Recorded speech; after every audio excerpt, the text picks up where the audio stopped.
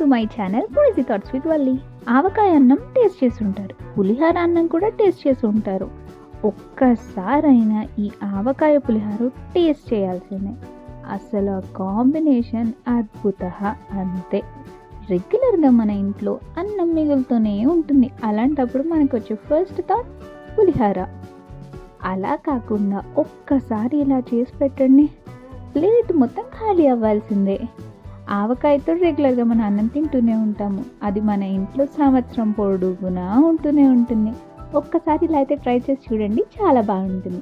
ఇందుకు మనకి కావాల్సిన ఇంగ్రీడియంట్స్: పచ్చిమిర్చి చీలికలుగా కట్ చేసుకోవాలి, 1 స్పూన్ శనగపప్పు, ఒక 2 మీడియం సైజ్ టొమాటో ముక్కలు, ఒక గుప్పెడు పల్లీలు, ఒక 2 స్పూన్స్ మినప్పప్పు, 2-3 డబ్బాల కరివేపాకు, ఉప్పు, పసుపు, ఎండుమిర్చి, ఇంకా మెయిన్ ఇంగ్రీడియంట్ ఆవకాయ, కొన్ని ఆవాలు. ఆల్రెడీ నేను అన్నాన్ని అయితే ఉడకపెట్టేసి కొంచెం కాగనివ్వాలన్నమాట. కాగనిచ్చిన తర్వాత ముందుగా ఆవాలు అయితే వేసుకోవాలి. దాని తర్వాత పల్లీలు అయితే వేసుకుంటున్నాను. ఇవి కాస్త ముందే వేసేసుకోవాలి, లేదంటే మనకి కంప్లీట్గా ఫ్రై అవ్వవు, పచ్చి పచ్చిగానే ఉంటాయి అన్నమాట. పల్లీలు కొంచెం కలర్ మారాక మనము శనగపప్పు అయితే వేసుకోవాలి. శనగపప్పు ముందే వేసేసుకోవచ్చు, అది కూడా తొందరగా మాడిపోతాయి, అందుకని నేను తర్వాత వేసుకుంటున్నాను.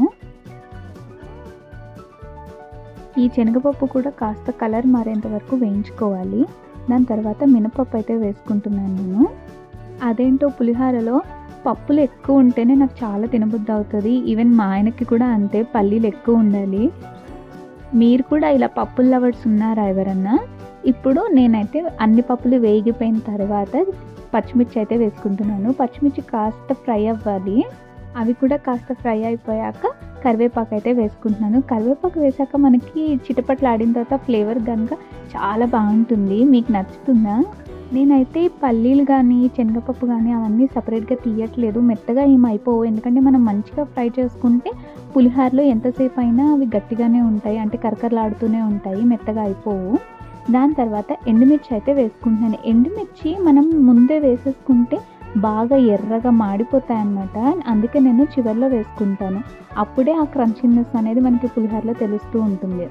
నార్మల్గా అయితే ఈ ఎండుమిర్చి కొంచెం బాగా వేగాక మనం పులిహోరలో అట్లే నంచుకుని తినేయచ్చు, బాగుంటాయి, కొంచెం పుల్లపుల్లగాను.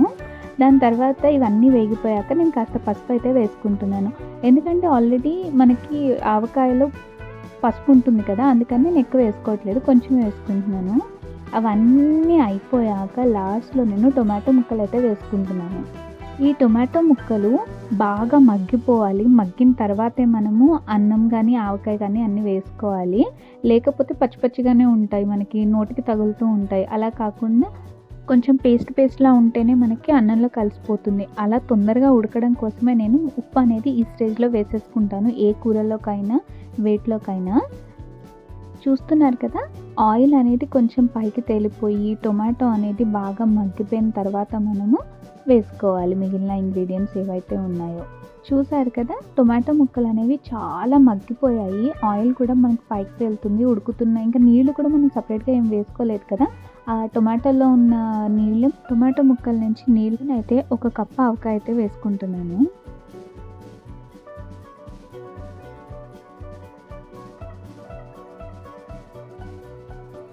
ఆవకాయ వేసేసుకున్నాక మనం అన్నం అనేది వేసుకోవాలి. నేనైతే అన్నం ఎగ్జాక్ట్గా ఇంత మెజర్మెంట్ అని అయితే చెప్పలేను, నాకు ఎంత సరిపోయిందో నేను అంత అయితే అన్నం వేసుకుంటున్నాను. మీ రిక్వైర్మెంట్ని బట్టి మీరు ఆవకాయని కానీ తాలింపులు కానీ అడ్జస్ట్ చేసుకోండి.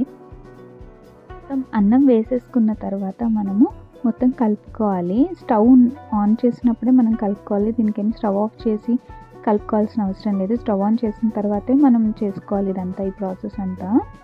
సో చూసారు కదా ఎంత కలర్ఫుల్గా ఉందో మన ఆవకాయ అనేది, చాలా బాగుంది కదా చూడడానికి, టేస్ట్ కూడా అంతే బాగుంది.